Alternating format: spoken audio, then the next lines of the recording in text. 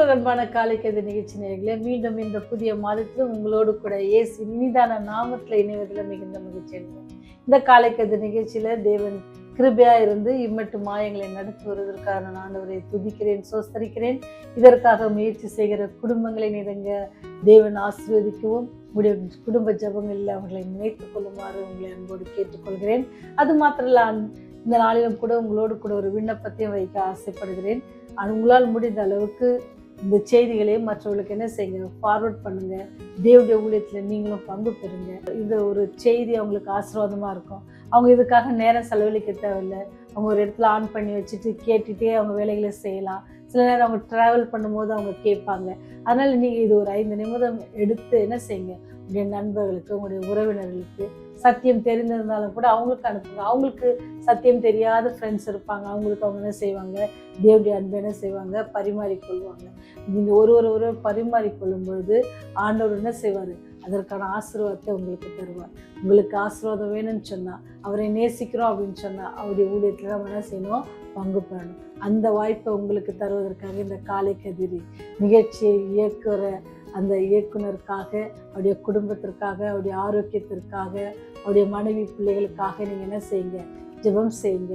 அவங்களுக்கு ஊழியத்தில் நீங்களும் கரம் கொடுக்குறீங்க அப்படின்னு சொன்னால், இந்த ஜெபத்தினால அவங்கள நீங்கள் தாங்குவீங்கன்னு சொன்னால், அவங்களுடைய வாழ்க்கையில் என்ன செய்வாங்க, இன்னும் அதிகமாக தேவனுக்காக அநேக காரியங்களை அவங்க செய்ய தேவன் அவர்களை என்ன செய்வார், பயன்படுத்துவார். இன்னைக்கு வருகிற வாக்கு தத்தத்தின் செய்தி, என்னிடத்தில் அன்பு கூர்ந்து என் கற்பனை கை கொள்ளுகிறவர்களுக்கோ எப்படி 1000 தலைமுறை மட்டும் இரக்கம் செய்கிறவராய் இருக்கிறேன். யாத்திராகமம் 20:6. என்னிடத்தில் அன்பு கூர்ந்து என் கற்பனைகளை கை கொள்ளுகிறவர்களுக்கோ 1000 தலைமுறை மட்டும் இரக்கம் செய்கிறவராய் இருக்கிறேன். அமெரிக்க நாட்டில் டக்ளஸ் என்ற ஒரு வாலிபன் ஜெரால்டு வில்லியம் என்ற ஒரு மிகப்பெரிய பணக்கார இடத்துல என்ன செய்யறான்னு சொன்னா, வேலை கேட்டு சென்றிருக்கிறாரு. அப்படி ஒரு வேலை கேட்டு போன பொழுது என்ன நடந்துச்சுன்னு சொன்னா, அவர் அந்த மகன் இவ்வளோ இப்படி இருக்கிறா, இவன் எப்படி நல்லா வேலை செய்வானான்னு தெரியல, இவனை எப்படியாவது டெஸ்ட் பண்ணணும் அப்படின்னு சொல்லி அவனுக்கு அவனுடைய கீழ்ப்படிதலை எப்படியாவது நம்ம கவனிக்கணும், வேலை நம்ம ஏன்னா பின்னாடி நம்ம சொல்கிற வேலைக்கெல்லாம் அவன் கீழ்ப்படிந்து செய்யணும் அப்படின்னு சொல்லி அந்த வாலிபனை கூப்பிட்டு, சரி வா உனக்கு ஒரு வேலை தரேன், அது செய்ய பார்க்கலாம் அப்படின்னு சொல்லி தன்னுடைய கார்டனுக்கு கூப்பிட்டு போகிறாங்க. அப்படியே வீட்டுக்கு பின்னாடி இருக்கிற அந்த கார்டனில் கூப்பிட்டு போயிட்டு என்ன செய்கிறான்னு சொன்னால், இங்கே கற்கள் இங்கே அங்கே கிடைக்குது. அப்போ அந்த கற்கள் குவியலை காட்டிட்டு அவர் சொல்கிறாரு, அங்கெல்லாம் இருக்கிற கற்கள் எல்லாம் களைஞ்சி கிடக்கு, அதை என்ன செய்ய, அதை எடுத்து என்ன செய்ய, இந்த பக்கத்தில் என்ன செய்ய, நீ அதை அடுக்கி வை அப்படின்ட்டு சொல்கிறாரு. அப்போ அவன் சரி நமக்கு இந்த இடத்துல வேலை கிடைக்கணும் அப்படின்னு சொல்லி ரொம்ப உற்சாகமாக எவ்வளோ சீக்கிரமாக செய்ய முடியுமோ அதே போல் அவர் சொன்ன இடத்துல ரொம்ப அழகாக நேர்த்தியாக அப்படியே அழகாக அடுக்கி வச்சுருந்தாங்க. அதை அடுக்கி வச்சுட்டு வேகமாக போய் என்ன செய்கிறாரு, யார்கிட்ட, ஜெரால்ட்ட சொல்கிறார், ஐயா நீங்கள் கொடுத்த வேலையை என்ன செஞ்சுட்டேன், ரொம்ப நேர்த்தியாக செஞ்சு முடிச்சுட்டேன், நீங்கள் பாருங்கள், அது உங்களுக்கு பிடிச்சிருக்கா, அது ஓகேவா அப்படின்னு சொல்லி காட்டுறதுக்காக வேகமாக ஓடி அவருக்கு சொல்லி அவரையும் கூப்பிட்டு என்ன செய்கிறாராம், அவர்கிட்ட காட்டுறாங்க. அப்படி காட்டும்போது அதை பார்த்தோன்னே அந்த ஜெரால்டு அவருக்கு பணக்காரருக்கு ரொம்ப சந்தோஷம், ரொம்ப நேர்த்தியாக எனதான இல்லை, ரொம்ப அழகாக செஞ்சுருக்கான் அப்படின்னு சொல்லி அவர் ரொம்ப சந்தோஷம். சரி இன்னைக்குடைய வேலை முடிஞ்சிருச்சு, நாளைக்கு வா அப்படின்னு சொல்லி அனுப்புகிறாரு. அப்போ நாளைக்கு எப்படா வரும் அப்படின்னு சொல்லி காத்துட்ருக்காரு. ஏன்னா வேலையை கன்ஃபார்ம் பண்ணல, இன்னும் கன்ஃபர்மேஷன் கொடுக்கல. ஆனால் என்ன செஞ்சுருக்காங்க, ஒரு நாள் வேலை வாங்கியிருக்கிறாங்க.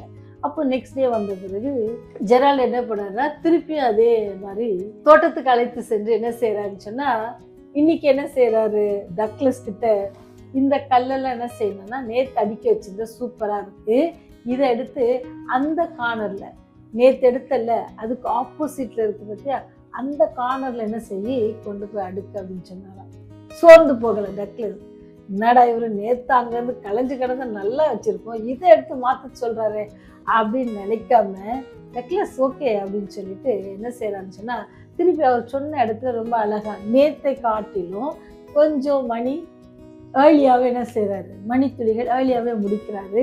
முடிச்சுட்டு என்ன செய்கிறார், திருப்பி வேகமாக ஜெரால்ட்ட ஓடுறாங்க. போய் சொல்கிறாரு, ஐயா நீங்கள் கொடுத்த வேலையை நான் முடிச்சிட்டேன் அப்படின்னு. அப்போது ஜெரால்டுக்கு இன்னும் ரொம்ப சந்தோஷம். அவர் சொன்னார், நான் கொடுத்த நேரம் நேற்று ரொம்ப நேரம் எடுத்த மாதிரி இருந்துச்சு, இன்றைக்கி ரொம்ப சீக்கிரமாக முடிச்சிட்டிங்களே அப்படின்னு சொல்லி பார்த்து ரொம்ப ஆச்சரியம் இருக்குது. அவர் ஆச்சரியப்பட்டு என்ன சொல்கிறாருன்னு சொன்னால், இந்த பையன் வந்து என்ன கண்டிப்பாக நம்முடைய வீட்டுக்காரங்களை நல்லா செய்வான் அப்படின்னு சொல்லி என்ன செஞ்சேன்னா அவருடைய கீழ்ப்படிதலை பார்க்குறாரு. என்ன சார் நல்லா தான் அடிக்கிறதுக்குல்ல, இதையே எடுத்து இங்கே அடுக்க சொல்கிறீங்க அப்படின்னு ஒரு கேள்வி கூட கேட்கல. அவன் சொன்னதை அப்படியே செஞ்சான். அப்படியே செஞ்சதுனால என்ன செய்யறான்னு சொன்னால், அவர் மகிழ்ச்சியோடு என்ன செய்கிறாரு, அவனை கட்டி அணைத்து நாளிலிருந்து நீ தான் இந்த வீட்டுக்கு எல்லா என்னுடைய வீட்டுக்காரங்க எல்லாத்தையும் நீ தான் பார்த்துக்க போகிற அப்படின்னு சொல்லி அந்த பதவியையும் அந்த வேலையும் அவருக்கு கொடுத்தாராம். ஆம் கிறிஸ்துவ பிள்ளைகளே, இந்த நாளிலும் கூட தேவன் உங்களையும் என்னையும் பார்த்து எதிர்பார்க்கறது ஒரே ஒரு காரியம், கீழ்ப்படுதல் மட்டும்தான். நாம் அவரிடத்துல அன்பு கூர்ந்து அவருடைய கற்பனைகளுக்கு என்ன செய்யணுமா, கை கொள்ளுகிறவர்களாக இருந்தோம் அப்படின்னு சொன்னால் அவர் நம்ம 1000 தலைமுறை மட்டும் என்ன செய்கிறாரா, இரக்கம் செய்கிறவராக இருக்கிறார். ஆணுக்கு இரக்கம் பெறுவதற்கு அவற்றில் அன்பு கூர்ந்து அவருடைய கற்பனை கை கொள்ளணும். கை கொள்ளுதல் என்ன, அவர் சொன்ன காரியத்துக்கு நம்ம கீழ்ப்படினுங்க. நீங்களும் நானும் கீழ்ப்படிஞ்சுன்னு சொன்னால் 1000 தலைமுறை மட்டும் நமக்கு இரக்கம் செய்கிறவராக இருக்கிறார். நம்ம 1000 தலைமுறை மட்டும் பார்க்கலன்னா கூட நம்முடைய பிள்ளைகள், நம்முடைய பேர பிள்ளைகள், நம்முடைய கொள்ளு பேரன், கொள்ளு பேத்திகள் யாராச்சும் அவங்களுக்கெல்லாம் பாருங்கள் எத்தனை தான் அந்த ஆசீர்வாதமாக இருக்க நாம் அன்பு கூர்ந்து, நாம் தேவன் மேல் அன்பு கூர்ந்து, அவர் நமக்கு கற்றுக் கொடுத்ததில் நாம் கீழ்ப்படிந்து, அவருடைய கற்பனைகளுக்கு கீழ்ப்படிந்து, அவருடைய கட்டளைகளுக்கு நம்ம கீழ்ப்படிவோம் அப்படின்னு சொன்னால் அழகாக சொல்லுதில்ல, 1000 தலைமுறை மட்டும். எப்படி டக்ளஸ்க்கு வேலை கிடைச்சி அவருடைய வீட்டுக்காரங்கள் எல்லாத்துக்கும் என்னது, அவரை தலைவராக நியமித்திருக்கிறாங்க. இப்போ ஆண்டு மனுஷர்களே இப்படி நியமிக்கிறாங்கன்னு சொன்னால் நம்ம ஆண்டவர் சொன்னபடி செஞ்சால் ஆண்டவர் நம்ம எப்படி ஆசீர்வதிப்பாங்க. அதான் சொல்லிட்டாங்கல்ல, 1000 தலைமுறை மட்டும். உங்களுக்கு அந்த 1000 தலைமுறை மட்டும் ஆசீர்வாதம் வேணுமா, அவர் மேலே அன்பு கூர்ந்து உடைய கற்பனைகளை கை கொள்ளுங்க.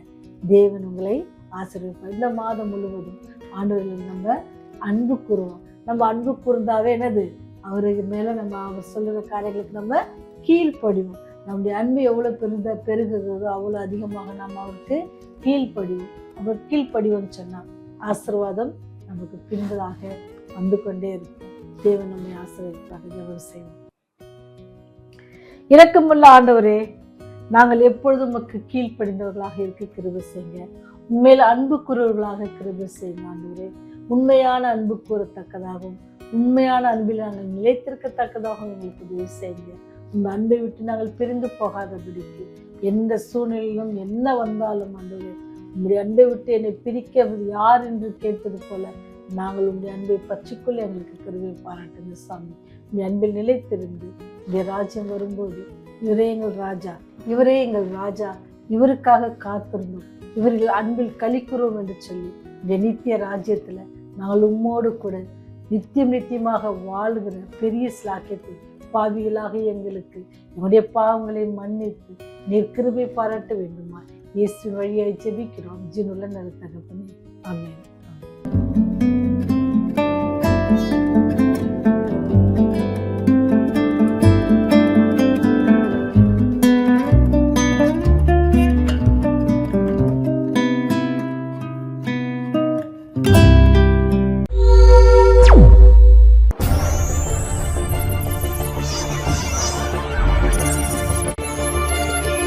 நீங்கள் பார்த்துக் கொண்டிருப்பது உங்கள் ரிவைவல் டிவி.